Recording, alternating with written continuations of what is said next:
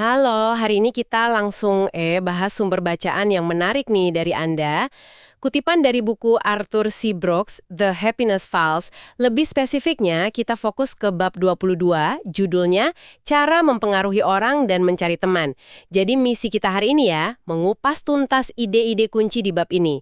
Kalau lihat daftar isinya sih ada petunjuk awal nih. Katanya kunci persuasi itu ya mendengarkan dengan tulus. Kedengarannya simple ya. Tapi apa iya segampang itu? Mari kita lihat deh, sedalam apa sih gagasan ini? Terus apalagi yang ditawarkan bab ini? Oke, kita bedah bareng ya. Iya, dan ini bukan sekedar bab soal trik komunikasi loh ya. Kalau kita lihat konteks besarnya di buku Brooks ini kan ngomongin kebahagiaan, makna hidup. Nah, kemampuan buat mempengaruhi secara positif, terus membangun hubungan, yaitu mencari teman kayak judulnya itu jadi fundamental banget. Ini nyambung ke inti gimana kita berinteraksi buat bikin hidup lebih memuaskan gitu. Bukan cuma buat diri sendiri, tapi juga hubungan sama orang lain. Jadi ini bukan soal manipulasi ya, tapi lebih ke koneksi yang otentik gitu. Betul-betul. Dan Brooks ini memulai babnya dengan cara yang agak nggak terduga ya. Dia ngajak kita mundur, hampir 2000 tahun lalu, ke zaman Tertullian. Dia itu teolog abad kedua. Dia kutip gimana orang Romawi non-Kristen waktu itu ngeliat komunitas Kristen awal. Mereka tuh kayak heran gitu terus bilang, lihat deh, betapa mereka saling mengasihi. Betapa mereka siap bahkan mati untuk satu sama lain. Nah ini kan kontras banget ya sama budaya Romawi waktu itu yang seringnya penuh saingan, benci-bencian gitu. Brooks nyorotin ini. Rasa cinta kasih, bahkan ke musuh itu jadi alat pengaruh yang kuat banget. Yang akhirnya bikin kekristenan nyebar luas. Titik awal yang menarik banget kan buat bab soal persuasi, pakai cinta bukan argumen keras. Nah, yang menarik di sini tuh, contoh historis tadi, itu sebenarnya nyentuh banget ke naluri dasar kita sebagai manusia. Kebutuhan buat berbagi, apa yang kita yakini, apa yang kita rasain. Secara psikologis nih, ya, pas Anda berbagi emosi atau opini, itu bukan sekedar curhat atau ventilasi aja. Riset psikologi sosial, kayak yang disinggung Brooks juga, itu nunjukin fenomena menarik. Berbagi itu bisa memicu peniruan, semacam mimikri gitu di orang lain. Bayangin aja deh Anda senyum tulus ke orang. Kemungkinan besar kan, dia balas senyum juga. Iya. Nah, hal yang sama berlaku di level emosi dan sikap yang lebih dalam. Pas orang lain niru atau ngerasain empati sama apa yang Anda bagi, itu secara nggak sadar kayak ngebangun jembatan gitu. Menciptakan koalisi mikro, memperkuat ikatan, terus ningkatin keselarasan emosional. Jadi, ya tindakan berbagi itu sendiri adalah mekanisme sosial yang kuat banget buat bangun koneksi. Tapi, jujur aja nih ya, bab ini juga ngakuin sisi lainnya, yang mungkin malah lebih sering kita lihat, atau jangan-jangan kita lakuin juga, yaitu ikatan yang justru kebentuk lewat hal-hal negatif. Siapa coba yang nggak pernah ngerasa lebih akrab sama teman kantor abis sama-sama ngeluhin bos? Atau ya itu gosip. Iya juga sih. Brooks bahkan nyebut ada riset loh yang nunjukin kalau gosip, meskipun capnya jelek ya, itu punya fungsi sosial. Bisa ningkatin kepercayaan di dalam kelompok kita gitu, in group. Kayaknya ada semacam kepuasan gitu ya kalau kita ngerasa kita nih sepakat ngelawan mereka. Nah, Anda nyentuh titik krusial tuh soal ikatan negatif. Itu nyata dan emang punya daya tarik sendiri. Tapi ironisnya kalau tujuan kita benar-benar persuasi, maksudnya meyakinkan orang yang mungkin belum sepaham atau bahkan mau bangun jembatan gitu ya. Riset lain yang dikutip Brooks justru nunjuk ke arah sebaliknya. Ternyata emosi positif itu mungkin jauh lebih nular dan efektif buat memicu peniruan yang positif juga. Ada eksperimen menarik tahun 2007. Jadi partisipan diminta nonton video orang ketawa lepas sama orang yang cemberut. Oh gimana tuh hasilnya? Hasilnya cukup kagetin.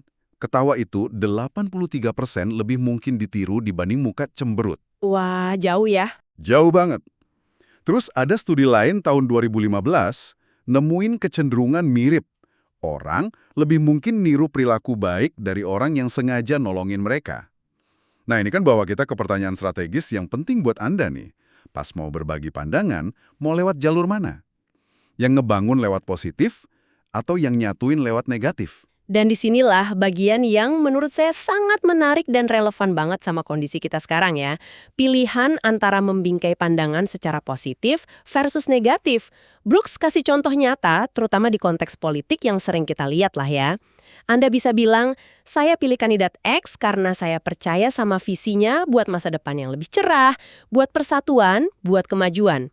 Nah, itu framing positif. Iya, fokus ke harapan. Atau bisa juga bilang kita harus milih kandidat X buat ngelawan kandidat Y, soalnya kalau Y menang, negara ini hancur. Nilai-nilai kita terancam, kelompok itu tuh bakal berkuasa. Mungkin ditambahinlah sedikit hinaan personal ke lawannya. Itu framing negatif. Bab ini negasin banget, pilihan cara membingkai ini punya konsekuensi yang beda banget soal pengaruh nyatanya. Soal efektivitas framing negatif ini, khususnya buat ngegalang dukungan dari orang yang udah cenderung setuju ya, itu emang diakui dalam psikologi. Brooks nyebut teori motivasi perlindungan atau protection motivation theory. Ini dari Ronald W. Rogers. Intinya gini, pesan negatif atau yang basisnya ketakutan, itu bakal persuasif banget kalau berhasil ngeyakinin audiens soal 3 hal. Apa aja tuh 3 halnya? Pertama, seberapa serius dan bahaya ancaman yang digambarin. Kedua, seberapa besar kemungkinan ancaman itu beneran bakal kejadian. Dan ketiga, seberapa efektif tindakan yang diusulin, misalnya milih kandidat A, nolak kebijakan B, buat nangkal ancaman itu. Contoh di teksnya kan jelas banget tuh, narasi kayak, kalau kita nggak bertindak sekarang, dukung kandidat X, ini bisa jadi pemilu demokratis terakhir kita loh. Nakut-nakutin ya. Atau, awas loh, kalau kandidat Y kepilih, kelompok imigran anu bakal bawa kejahatan terus ngambil kerjaan Anda. Pesan kayak gini tuh dirancang buat memicu respon emosi yang kuat di target kelompoknya. Tapi, nah ini dia jebakannya. Bahaya gedenya yang disebut Brooks Effect boomerang effect, ini ngutip riset lama Abelson and Miller tahun 1967. Artinya apa? Jadi pas kita jadiin nilai-nilai atau keyakinan kita, sesuatu yang kita anggap baik dan benar nih, sebagai senjata buat nyerang orang lain. Pakai persuasi negatif, hinaan pribadi, atau ngerendahin pandangan mereka, itu justru seringnya jadi kontraproduktif. Benar. Bukannya bikin orang yang beda pandangan jadi yakin, kita malah bikin mereka makin defensif, makin nutup diri, bahkan bisa makin musuhin kita dan gagasan kita. Bumerangnya balik kena kita sendiri. Brooks pakai analogi yang bagus tapi nyelekit juga sih. Ini kayak Anda coba mukul orang pakai karangan bunga paling indah sekalipun. Iya. Bunganya mungkin indah ya nilai-nilai Anda, tapi cara ngasihnya nyakitin. Ya pasti ditolak, malah bisa dibales. Efek bumerang ini ngejelasin banyak hal. Kenapa debat publik kita seringnya panas banget, buntu gitu ya. Kayak yang digambarin Brooks, udah level DEFCON 1, siap perang kata-kata. Jadi, kalau tujuan Anda itu beneran memengaruhi orang lain, bukan cuma lampiasin marah atau ngerasa paling bener, dan bahkan mungkin mau cari teman atau sekutu baru, ya strategi nyerang pakai nilai-nilai itu jelas bukan jawabannya. Ini munculin pertanyaan penting, tantangan juga buat Anda. Kalau bukan nyerang, terus gimana dong cara kita berbagi keyakinan secara efektif dan positif? Gimana ngubah bunga tadi dari senjata jadi hadiah? Untungnya nih, bab ini nggak cuma ngasih diagnosis masalahnya aja. Brooks nawarin beberapa saran praktis yang bisa langsung Anda coba terapin. Yang pertama mungkin kedengaran klise ya, tapi kuat banget. Fokus ke area kesepakatan. Jadi alihin dulu fokus dari jurang perbedaan ke jembatan kesamaan. Cari common ground-nya dulu. Atau kemenangan Barack Obama tahun 2012. Kan waktu itu lagi panas-panasnya tuh polarisasi habis pemilu. Dia justru nekenin nilai-nilai universal yang nyatuin rakyat Amerika. Kayak cinta kasih, amal, kewajiban, patriotisme. Sama juga pidato konsesi Mitt Romney waktu itu. Meskipun kalah, tetap nyeruin persatuan buat negara. Jadi, nyari dan ngakuin nilai bersama ini bisa jadi langkah pertama buat nurunin tensi dan buka pintu dialog. Nah, itu yang pertama. Saran kedua, dan ini yang disebut Brooks, cara termudah tapi mungkin paling sulit dipraktekin buat ngubah nilai. Dari senjata jadi hadiah. Berhenti bicara dan mulai mendengarkan. Ini bukan cuma diam sopan ya, tapi dengerin secara aktif, empatik. Ini kuncinya nih kayaknya. Iya, Brooks nyebut studi penting di jurnal Science tahun 2016. Riset ini nguji cara efektif buat ngubah pandangan orang soal isu sensitif, contohnya hak transgender. Dan kuncinya apa? Bukan debat sengit, tapi teknik namanya pengambilan perspektif taking. Gimana tuh prosesnya? Prosesnya kira-kira gini, pewawancara itu nggak langsung nyerang pandangan responden, tapi malah minta responden cerita pengalaman pribadi waktu dia sendiri pernah ngerasa dihakimi atau nggak diterima karena beda. Terus pewawancara dengerin dengan penuh perhatian. Nggak nyela, nggak ngejudge, cuma nyoba paham aja. Oke. Nah, abis itu, baru responden diajak buat coba nerapin empati dari pengalaman pribadinya tadi buat mahamin perspektif orang lain. Dalam kasus ini, kelompok transgender yang mungkin juga ngerasa dihakimi atau nggak diterima.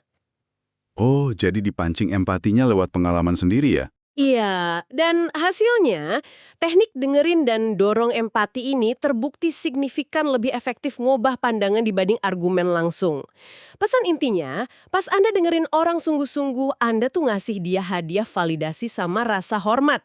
Dan hadiah ini ternyata persuasif banget. Menarik banget itu.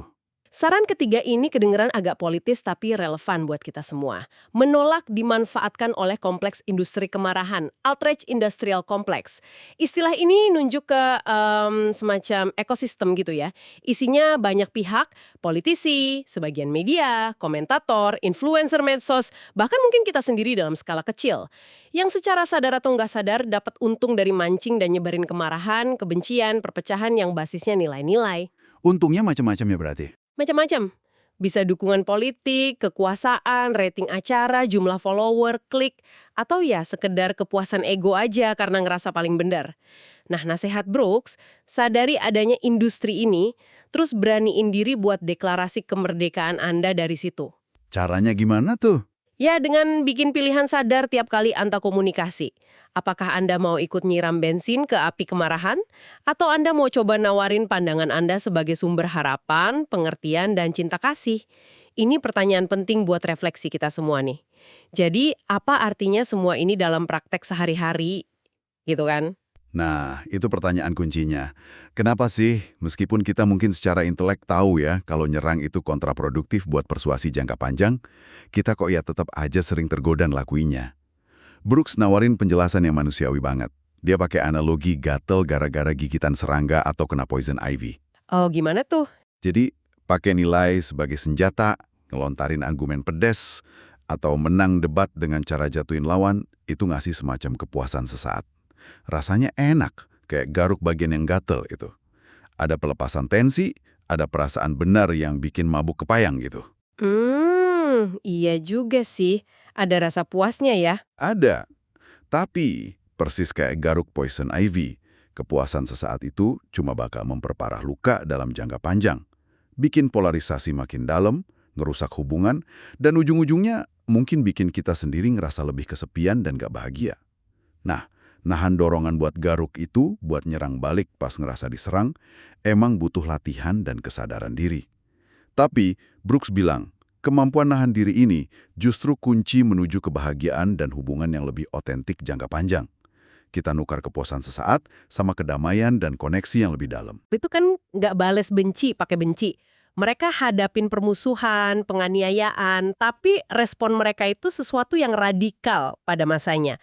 Cinta kasih yang kelihatan, penerimaan, bahkan kegembiraan dalam iman mereka, meskipun lagi susah. Iya, itu yang bikin orang Romawi heran kan? Betul. Mereka secara efektif jadiin keyakinan mereka itu sebuah hadiah yang menarik, bukan senjata yang ngancem. Dan sejarah nyatet, ya pendekatan inilah yang akhirnya ngeluluhin hati banyak orang dan ngatasin permusuhan. Jadi, pelajarannya buat Anda, pendengar kita, dalam tiap interaksi di mana nilai-nilai penting Anda dipertaruhkan, Anda selalu punya pilihan. Mau Anda pakai sebagai gada buat mukul, atau sebagai hadiah buat ditawarin. Bahkan nih, kalau teman atau kelompok Anda sendiri mungkin nganggap pendekatan yang lebih lembut ini nggak masuk akal, naif, atau kurang tegas gitu. Itu tantangan sosialnya ya. Iya. Sarannya Brooks, cobalah senyum tulus, dengerin lebih banyak daripada Anda ngomong, jawab perbedaan pendapat pakai kebaikan, dan kalau ragu, balik lagi buat dengerin lagi. Persis. Fokusnya jadi geser secara fundamental. Bukan lagi soal siapa menang, siapa kalah dalam argumen. Tapi lebih ke gimana kita bisa ngebangun pemahaman. Sedikit demi sedikit, bahkan di tengah perbedaan yang tajam.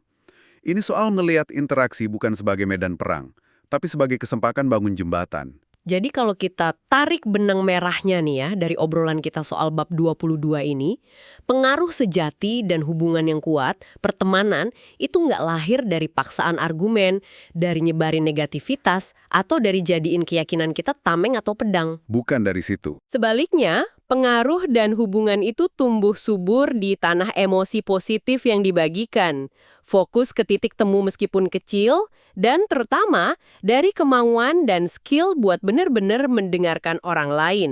Ngasih mereka hadiah berupa perhatian dan pemahaman Anda. Nah, sebagai pemikiran penutup nih buat Anda bawa pulang dan renungin, coba deh luangin waktu sejenak buat ngamatin pola komunikasi Anda sendiri. Terutama pas lagi bahas topik-topik yang penting buat Anda. Pas Anda lagi bagiin keyakinan kuat Anda, apakah nada dan cara Anda itu cenderung nawarinya sebagai hadiah?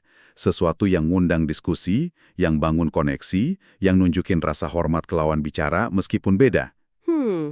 Refleksi yang bagus. Atau jangan-jangan mungkin tanpa Anda sadari sepenuhnya, Anda lebih sering gunain itu sebagai senjata. Buat nyerang balik, buat buktiin diri paling benar, buat bikin jarak kita versus mereka. Terus coba bayangin, apa ya yang mungkin terjadi kalau di percakapan Anda berikutnya yang kira-kira bakal sulit, Anda secara sadar mutusin buat sedikit lebih banyak dengerin, sedikit lebih gigih nyari titik temu, sebelum ngutarain perbedaan.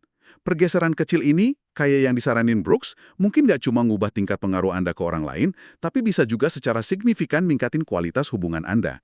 Dan bahkan, ujung-ujungnya, rasa damai dan kesejahteraan Anda sendiri. Pertanyaan reflektif yang kuat banget itu. Terima kasih banyak ya sudah menyimak penjelajahan kita kali ini ke dalam sumber bacaan Anda. Semoga ada nugget berharga yang bisa Anda petik ya. Sampai jumpa di pembahasan berikutnya.